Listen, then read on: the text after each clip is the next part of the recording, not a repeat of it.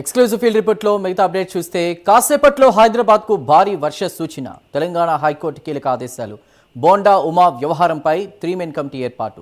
పెద్ది సుదర్శన్ రెడ్డిని పరామర్శించిన కేసీఆర్. భోగాపురం ఎయిర్పోర్టు ప్రారంభానికి సన్నాహాలు. ఈ అంశాలపై మరిన్ని వివరాలు ఇచ్చేందుకు మా ప్రతినిధులు హైదరాబాద్ నుంచి హరికృష్ణ, చందు, గుంటూరు నుంచి రవికృష్ణ, విశాఖ నుంచి నరసింహ ఫీల్డ్ రిపోర్ట్లో ప్రస్తుతం సిద్ధంగా ఉన్నారు. ముందుగా వాతావరణానికి సంబంధించిన అప్డేట్ చూద్దాం. హైదరాబాద్ నగరానికి మరోసారి భారీ వర్ష సూచనలు జారీ అయ్యాయి. కాసేపట్లో నగరంలోని పలు ప్రాంతాల్లో భారీ వర్షాలు కురిసే అవకాశం ఉందని వాతావరణ శాఖ హెచ్చరించింది.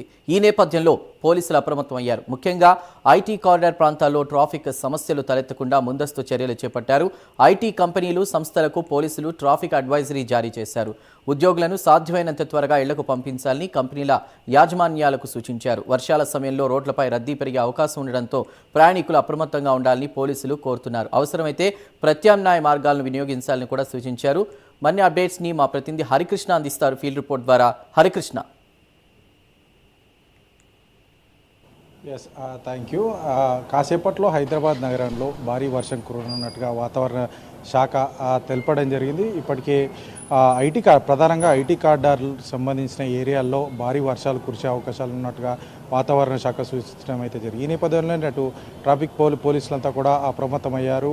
ఐటీ సంస్థలకు సంబంధించి ఉద్యోగులను తొందరగా ఇంటికి పంపించాలంటూ కూడా వారికి ట్రాఫిక్ అడ్వైజరీ జారీ చేసిన నేపథ్యం అయితే ఉంది. అయితే ఈ సాయంత్రం సమయాల్లో ఒకసారిగా ఐటీ ఉద్యోగులంతా కూడా ఆ విధులు ముగించుకొని ఇంటికి వెళ్ళే నేపథ్యంలో కూడా చాలా వరకు కూడా ట్రాఫిక్ ఏర్పడే అవకాశం ఉంది. సో ఈ నేపథ్యంలోనే వారికి వీలైనంత తొందరగా ఇంటికి పంపించాలి. ప్రత్యామ్నాయ మార్గాలు కూడా చూసుకోవాలంటూ కూడా ట్రాఫిక్ అడ్వైజరీ జారీ చేసిన నేపథ్యం అయితే ఉంది. అయితే దాదాపుగా 30 నుంచి 40 కిలోమీటర్ల ఈదురుగాలులతో కూడిన వేగంతో కూడిన వర్షం కురిసే అవకాశం ఉంది. రానున్న 2-3 గంటల పాటు ఈ యొక్క వర్షాలు కురిసే అవకాశం ఉన్న నేపథ్యంలో కూడా పోలీసులంతా కూడా అప్రమత్తమై ఈ యొక్క ట్రాఫిక్ అడ్వైజరీ జారీ చేసిన నేపథ్యం అయితే ఉంది. అయితే సాయంత్రం సమయం కాబట్టి అటు ఐటీ కారిడార్ నుంచి ఎక్కువగా విధులు ముగించుకొని ఉద్యోగులంతా కూడా అటు ఈ సౌత్ సైడ్ అంటే ఉప్పల్ సైడ్ కూడా ఎక్కువగా నివాస రెసిడెన్షియల్కు వెళ్తున్న నేపథ్యంలో కూడా ఎక్కువ ట్రాఫిక్ జామ్ అయ్యే అవకాశం ఉందంటూ కూడా